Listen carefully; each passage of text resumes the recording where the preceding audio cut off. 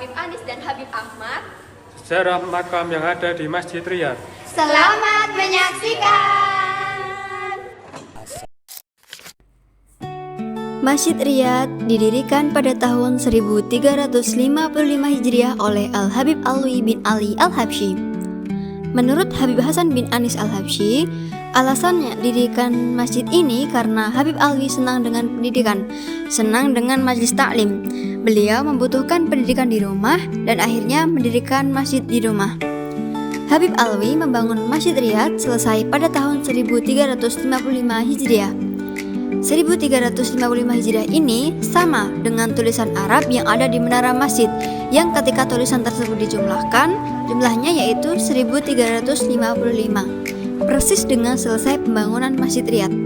Setelah selesai membangun masjid, Al-Habib Alwi memberanikan dirinya dengan seizin guru beliau yaitu Al-Habib Abu Bakar bin Muhammad As-Segaf untuk mukim dan berdomisili di kota Solo.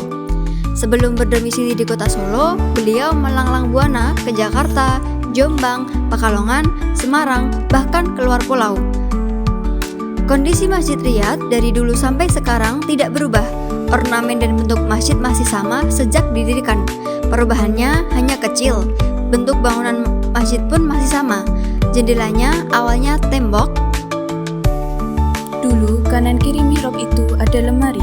Masjid Riyad itu tidak berubah sama sekali kecuali mihrabnya. Karena Al-Habib Anis melihat banyaknya pengunjung jamaah yang datang. Lalu kemudian dirombak sedikit mihrab masjid itu yang awalnya kecil lalu diperlebar oleh Habib Anis. Karena kalau kita lihat temboknya, bahkan tulisan yang tertulis di atas mihrab, seperti itulah maklumat dan perintah Al-Habib Alwi kepada salah seorang khotob dari bangsa Al-Idrus. Bahkan, amben pendopo zawiyah yang terbuat dari kayu dan termasuk tiang-tiang itulah saksi bisu di mana banyak para ulama, arifin, billah dan para aktob para aulia bertekad dan bahkan menyadarkan punggung tumbuh.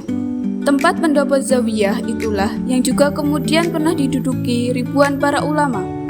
Bahkan, Syekh Muhammad Hashim Al-Asy'ari datang ke kota Solo untuk menemui Habib Alwi untuk menyatakan bahwa saya adalah salah seorang murid pamanmu yaitu Habib Husain di Mekah. Rumah Habib Alwi yang sekarang menjadi tempat lemari dulunya jendela yang fungsinya untuk melihat tamu siapa yang datang atau masjid sudah penuh jamaah atau belum. Termasuk juga pohon yang ada dan tumbuh di belakang pendopo zawiyah itu dulunya Habib Alwi yang menanam dan membibit dari awal. Sepeninggal Habib Alwi, Masjid Riyad dikelola oleh putra tertua beliau yang ada di Indonesia yaitu Habib Anis bin Alwi. Saat dikelola Habib Anis, beliau tetap mempertahankan apa yang dilakukan oleh ayahnya, baik itu aktivitas dan kegiatan masjid. Ketika di bawah kendali Habib Anis, mulailah orang-orang mengenal Masjid Riyad. Mereka ketika itu lebih kenal dulu dengan Habib Anis. Mereka kagum dengan sosok Habib Anis yang memiliki senyum yang menawan hati. Akhirnya, mereka kagum dan mendatangi Masjid Riyad. Spesialnya Masjid Riyad ini tidak mengundang siapapun untuk hadir, sebesar apapun orangnya. Itu sudah bagian yang ada di Masjid Riyad. Pembicaranya siapapun itu ditentukan ketika mau mulai acara. Selama ini tidak pernah perempuan sholat di dalam masjid, karena dari desainnya Masjid Riyad ini didesain untuk tidak ada perempuannya. Masjid Riyad tidak digunakan untuk Jumatan. Akan tetapi ketika pandemi Covid, masjid ini sempat digunakan untuk Jumatan. Dan sebenarnya, Masjid Riyad ini bukanlah masjid umum. Masjid ini bisa dibilang masjid pribadi, buka ketika subuh dan tutup jam 9 malam. Hal ini karena di dalam Masjid Riyad itu terdiri beberapa rumah. Di Masjid Riyad tidak banyak meninggalkan benda sejarah, tetapi peninggalan ajaran. Seperti di perpustakaan terdapat banyak sekali kitab-kitab, dan semua kitab yang ada di perpustakaan sudah dibaca semua oleh Habib Anis. Di dalam dan di luar masjid terdapat simbol huruf H110. Berdasarkan hasil wawancara santri yang bernama Muhammad Rifki Anas, simbol itu muncul karena orang Arab suka simbol, dan dari simbol-simbol itu terdapat makna. dan Muhammad Rifki Anas kurang tahu pasti apa makna simbol itu. Akan tetapi, simbol H110 menandakan bahwa itu adalah marga Al-Habsyi. Masjid Riyad berkembang cukup pesat ketika di masa Habib Anis.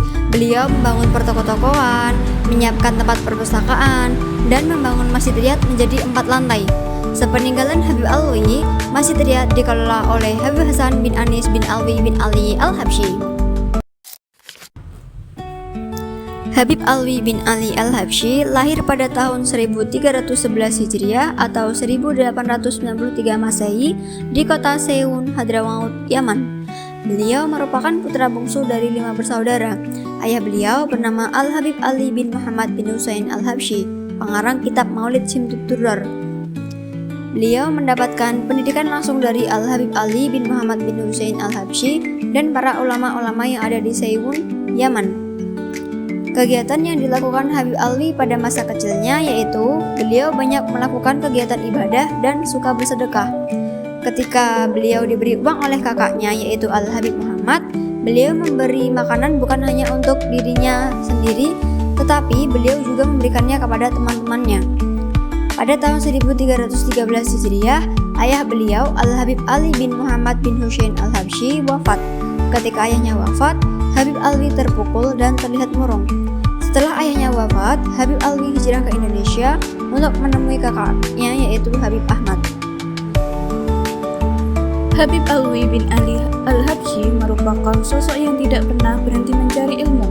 Di usia beliau yang sudah matang keilmuan, beliau masih mencari ilmu, yaitu belajar dengan Habib Abu Bakar As-Sekaf Gresik. Habib Alwi bin Ali Al-Habsyi mendirikan sebuah masjid di kota Solo yang diberi nama Masjid Riyad. Masjid tersebut berdiri di atas tanah wakaf dari Habib Muhammad bin Abdullah Al-Idrus. Selain itu, Habib Alwi juga mendirikan sekolah yang diberi nama Arabitah Alawiyah atau Yayasan Pendidikan Islam Diponegoro. Habib Alwi bin Ali Al-Habsyi wafat pada malam Jumat tanggal 20 Rabiul Awal tahun 1953 Masehi di Palembang saat menghadiri undangan dari saudaranya. Ketika pergi ke Palembang, Habib Alwi membawa sebuah tas.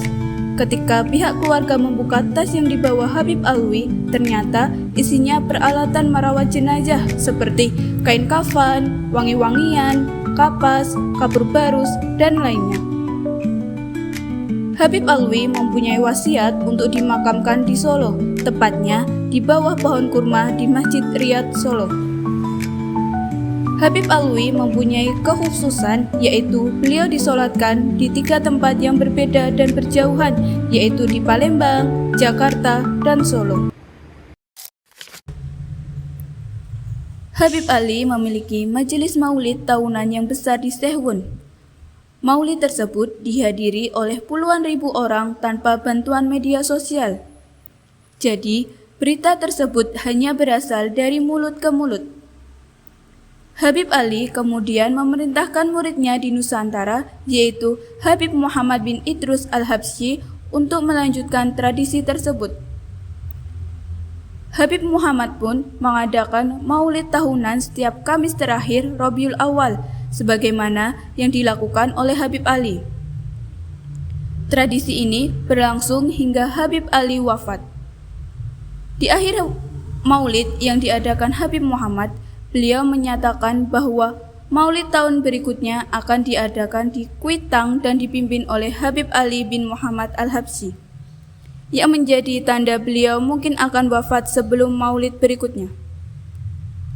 Setelah wafatnya Habib Muhammad, maulid ini tetap berlangsung dan juga menjadi momen mengenang Habib Ali.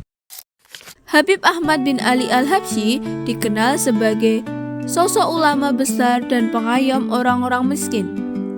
Beliau lahir di Tarim dan telah hafal Al-Quran sejak kecil. Kecintaannya kepada ilmu membuatnya dekat dengan para ulama besar yang menjadi gurunya. Beliau menimba ilmu dari para ulama di Haramain serta zaman bersama dengan Habib Abdullah. Selama beberapa tahun belajar di Haramain, Beliau dikenal sebagai pribadi yang banyak bermujahadah dalam beribadah, banyak berpuasa, serta bangun malam mengikuti jejak para salafnya. Beliau selalu menerapkan setiap sunnah nabawiyah. Segala perbuatan terpuji yang ia dengar keutamaan pahalanya langsung diterapkan. Begitu juga perkara yang dia dengar kemakruhannya pasti ia jauhi. Bahkan di akhir hayatnya, Habib Ahmad mendapat julukan sebagai sosok yang berperisaikan kewibawaan. Beliau wafat pada tepatnya pada hari Jumat 14 Januari 1994 Masehi. Habib Anis Al-Habsyi lahir di Garut, Jawa Barat pada tanggal 5 Mei 1928 dari pasangan Habib Alwi Al-Habsyi dan Syarifah Khadijah. Ketika Habib Anis berumur 9 tahun, keluarga beliau pindah ke Solo. Habib Anis mendapatkan pendidikan langsung dari handanya serta di Madrasah Ar-Ribatah Gurawan, Pasar Kliwon, Surakarta. Di usia yang ke-22 tahun, Habib Anis menikah dengan Syarifah Syifa binti Toha As-Segaf dan dikaruniai 6 putra, yaitu Habib Ali, Habib Hussein, Habib Ahmad, Habib Alwi, Habib Hasan, dan Habib Abdullah. Sebagai seorang ulama, Habib Anis juga pernah berkeinginan untuk menulis kitab.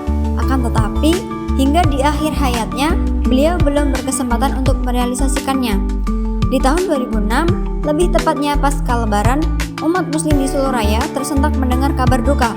Seorang tokoh ulama panutan yang juga merupakan keturunan dari Rasulullah dan salah satu ulama yang sangat dihormati, tidak hanya di lingkungan di mana dia hidup, namun juga oleh umat Islam di luar kota Surakarta dan bahkan luar negeri, yakni Habib Anis Al-Habsyi, dikabarkan telah menghadap ke rahmatullah. Menurut keterangan dari dokter, Habib Anis yang kala itu berusia 78 tahun wafat karena penyakit jantung yang dideritanya. Sontak, kabar tersebut membuat para murid dan pecintanya yang tersebar di berbagai penjuru dunia bergegas untuk ikut memberikan penghormatan terakhir kepada beliau.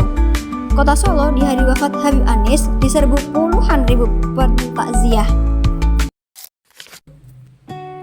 Makam Habib Anis menjadi salah satu tujuan ziarah yang populer di Indonesia.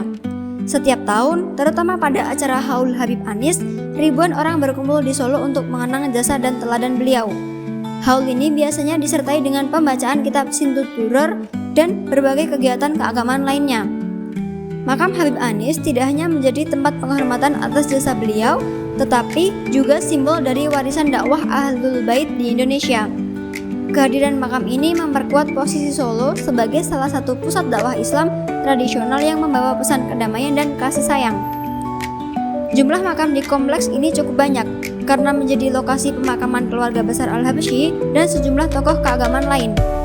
Namun, makam yang paling sering diziarahi adalah makam Habib Anis dan keluarganya. Habibana